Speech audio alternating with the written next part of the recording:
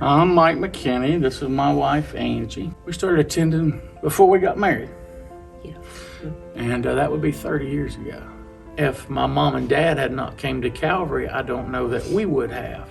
So they set a good example for us, and they tried to always have us in church when we were little. We grew up in a church.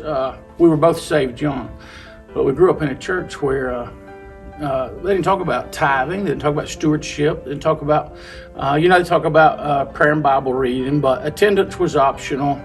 I was raised in the church that I went to, that if we all came on Sunday morning, the angels applauded. Everything was beautiful, and that was just what you did. That was all there was to it. But stewardship was not something we were ever taught that I remember. I thought if you put $1 in now and then, everything was great. As we came to the old Spain Road property and got married, and God began to deal with us about different things. And I guess first off with faithfulness to church, because when they told me that I needed to come Sunday night and Wednesday night, this was mind-boggling to me, 3 times a week. But we got afraid we'd miss something because we grew so much, we heard so much, like, well, we should go. No telling us what we could miss. And we grew from there, and we got that faithfulness to church knocked out. That wasn't that bad, And Bible reading and prayer just came right along with that. And of course you want to share the gospel because you know what God did for you. And there's that one after that no one likes to talk about, the money part of it. And that was a hard one for us because, we were renting an apartment, and she was in college and I was trying to start a business, and we didn't have a lot. God dealt with us about that, and we decided we was going to go all out and start tithing on the net. And we had it licked for about a year or two. And then some pastor come through there, a preacher, a missionary, and told us we're supposed to tithe on the gross. We're like, wow, that's a whole lot more.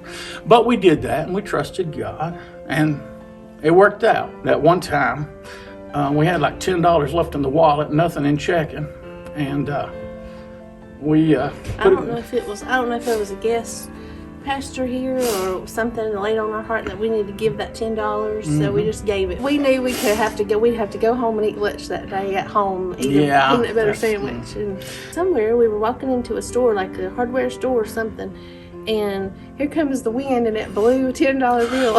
And I know that don't always happen. God's just always provided the needs in my business with work right when I needed it. There's been times when I had huge bills to pay, and I remember one time that had invoices due over $30,000, and we were short, and I don't have that no more. And I was praying about that. The man calls me up and says, "You're gonna build my house in about a year. I come into some money. Could I give you about $35,000 and you just hold it for me?"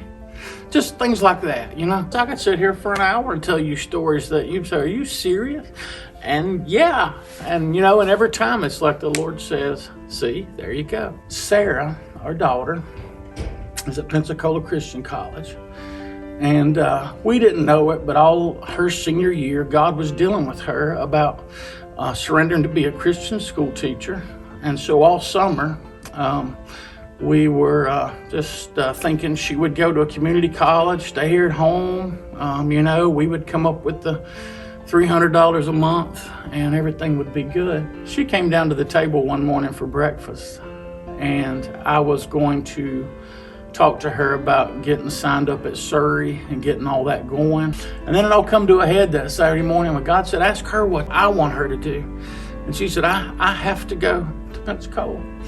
And I'm blown away because I don't know what the tuition cost was. Comes out about $30,000 over the whole time, And of that, I had saved all but $29,950. So, we had that $50. Through a lot of prayer. Angie talking about it, I said, we gave her to God when she was born premature, whether he wanted to leave her or take her. 2 pounds, 12 ounces, and he left her with us. We knew when she was born that she wasn't ours to keep. And he could take her if he wanted. So she really didn't do better at the hospital until we prayed that prayer and said, "Lord, if you want her, take her." They said she probably wouldn't make it anyway.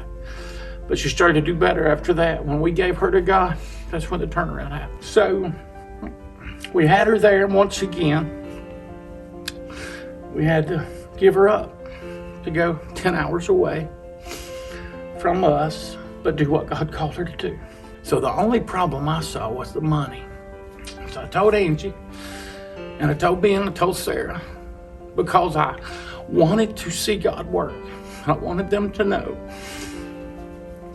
that I was going to pray, and I wanted them to pray. And I was going to tell God, I have none of the money, and you'll have to provide every penny of it before we can send her down there, because I don't have it. I have nowhere to get it. And prayed that. And once again, God in His faithfulness blowed my mind. I call it a miracle. Angie calls it seeing God work in our life. Sarah, right out of the blue, right after we started praying that, was contacted that her GPA was good at Calvary Christian School, and she would be given a $1,000 a year scholarship. For 3 years. For 3 years, because the fourth year's free at Pensacola. It was an education scholarship. And you say, well, that's $3,000. So, we're only $27,000 short. And after that, Angie, she's a nurse, and she gets raises. They're usually a quarter, 27 cents, 30 cents, And she got her annual raise sent to her, but the decimal was in the wrong place. It said, we're thinking... I think it was 235 or 2.35 instead of 0.235. Of course, we called her boss and said, mistake on that. It's supposed to be 23 cents, right? No. That is something that was working, God was working out way before the time frame that we needed the money. And in addition to that, I'm sitting there thinking, this is just unbelievable, because, I'm a math guy and I'm running the numbers going, hey, we're not far off. We had talked about refinancing our house and turned in an application. They call up and say, hey, we got your paperwork done. When can you sign? Our house payment goes down by $400 or $500 a month. Incomes go up by $400 or $500 a month. Scholarship kicks in. I'm on the positive side of the monthly payment. It's all done. And I heard God say,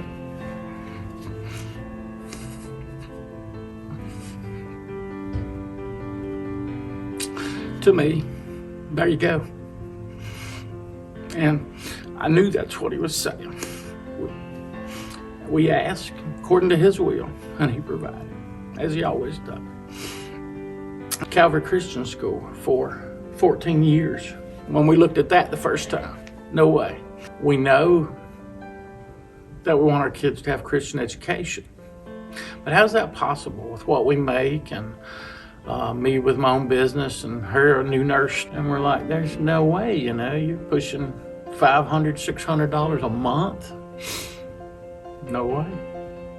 But it was what God wanted. God has provided it. And they were able to go the whole time from K4 to graduation. And now we've gone right on to college, and we're 3 payments away from the Lord completely providing that. I hadn't even thought about, what we ended up talking about was giving the kids to the Lord. That's huge. And you can't hold back your kids from God. They're His too. Right. Whatever He would want to do with them, because He can take them anytime He wants.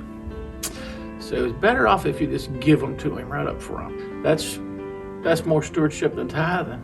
When you say, God, here's my child, 10%. Not even close.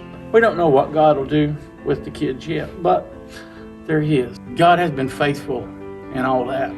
We haven't always been faithful, but God's always been faithful. He's always provided everything we need. God gave me the work I need to do all that He wanted me to do without anything, and abundantly above and beyond what I ever imagined He could do. He has done. And if you look at it, everything we have is God's anyway.